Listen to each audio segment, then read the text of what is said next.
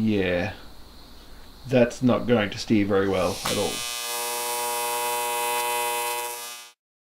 Especially when both sides are pointing backwards. So another trip to the machine shop, we're going to shorten the shaft.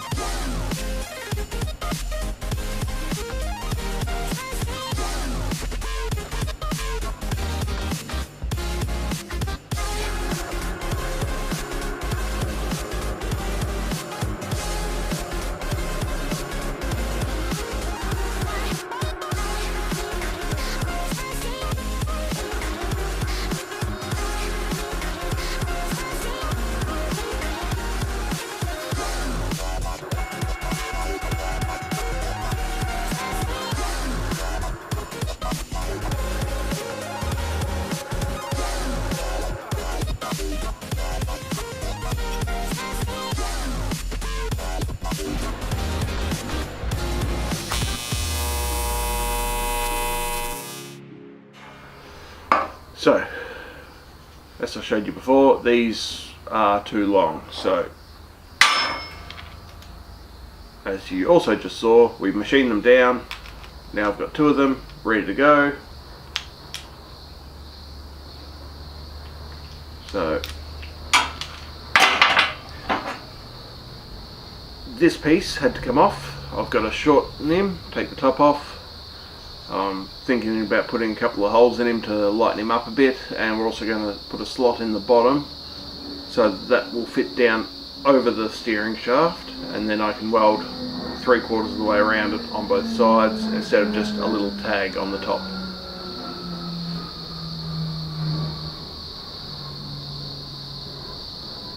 That was one of the roulettes.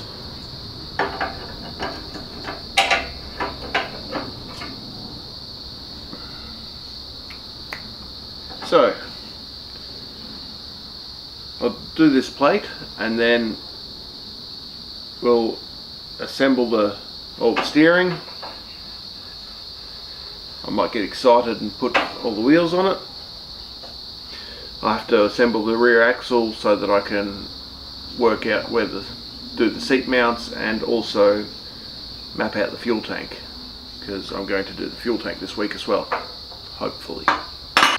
It'll be a nice little aluminium one. I'll be able to set up my water cooler and see how it goes. But first, we make holes.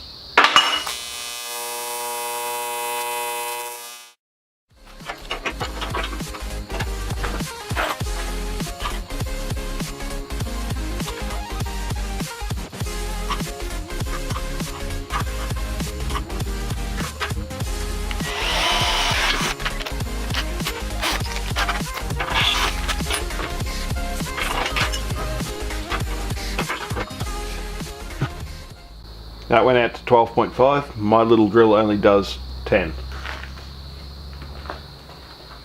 Cut her up.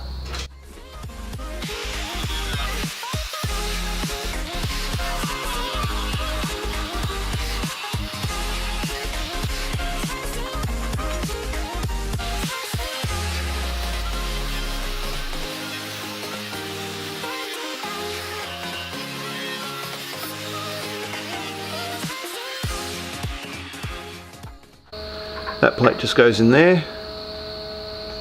I've made sure the steering wheel is straight. As long as this looks pretty good.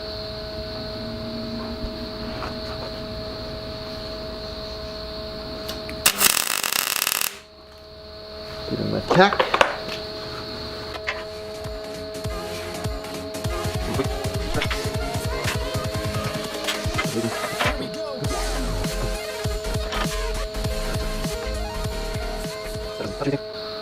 Plenty of clearance.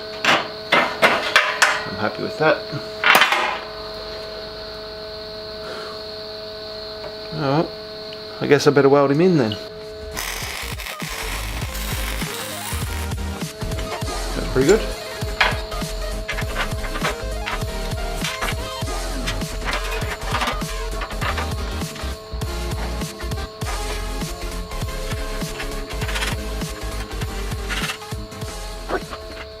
So, looking at this, it does have a little bit of toe in at the moment, but that's as simple as twisting a adjuster. So I can move these down so that I've got more movement in the steering wheel, because at the moment the steering wheel is only moving 90 degrees to go lock to lock, which is good.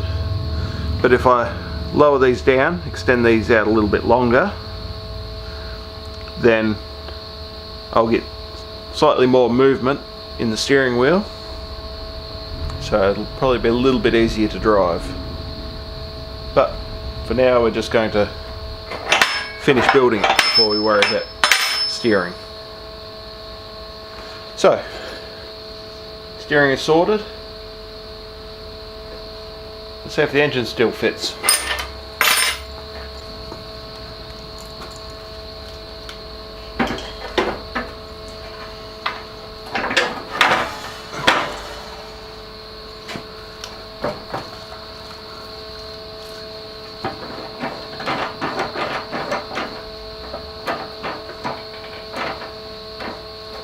I've got at least 20mm clearance the whole way through the motion of the steering, so I've got about 3mm clearance under the motor, but clearance is clearance, so I'll say that is a huge success.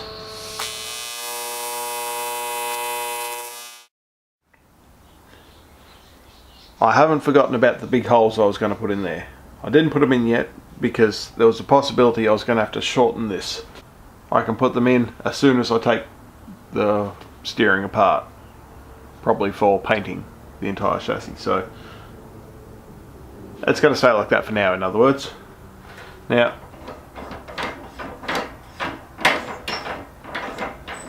that all looks like it works well, so engine mount is exactly the right shape, so I'm just going to weld it up now, clean it all back, and then I'll reinstall it into the frame and put all the captive nuts in.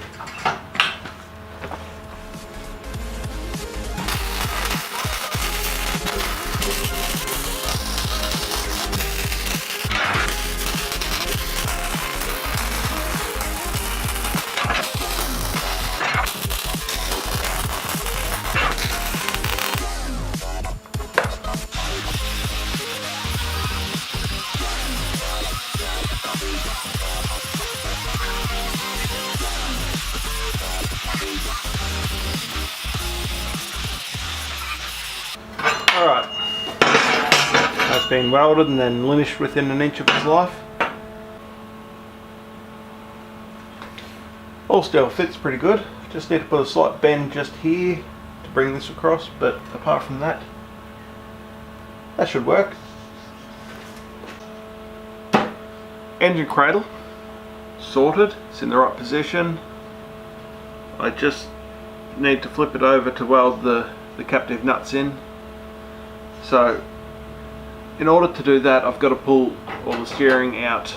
So what I think I'm going to do there is leave this for now. I'm going to assemble the rear end, so then I can work out what I'm doing for the seat frame, and then once I've got that sorted, then I know how big the fuel tank's going to be and how it's going to mount. So Yeah, I think we're just going to assemble the rear end and finish the rear of the chassis. Front of the chassis is finished, just a couple little welds I need to do underneath. I don't think there's any other bits to weld on. Pedal brackets and shifter. So, rear end.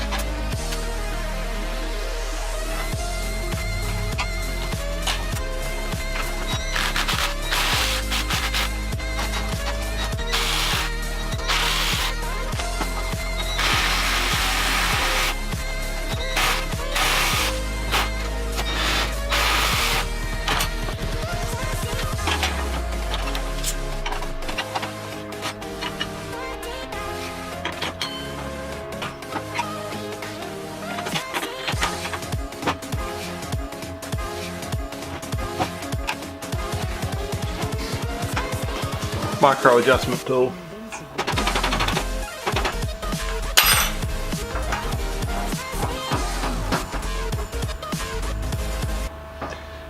You know, there's a bunch of other little bits and pieces that need to go on, but I really want to see this thing with tyres.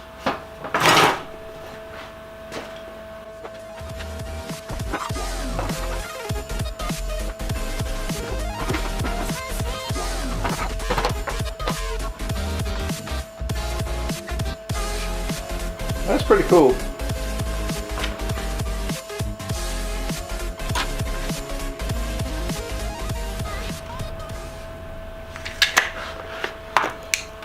Alright, these tyres, they're only measuring 10 1/4 overall in height, where they are supposedly an 11.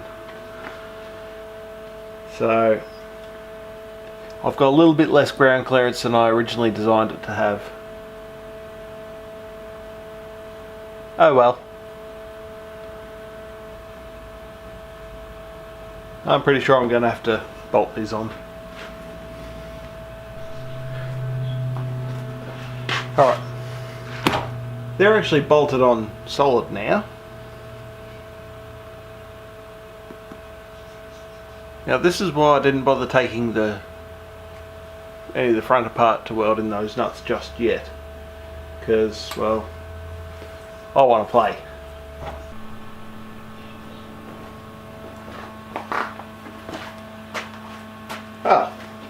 This is kind of looking like a thing now. I'm pretty sure I really want to take this outside and see what it looks like on the ground.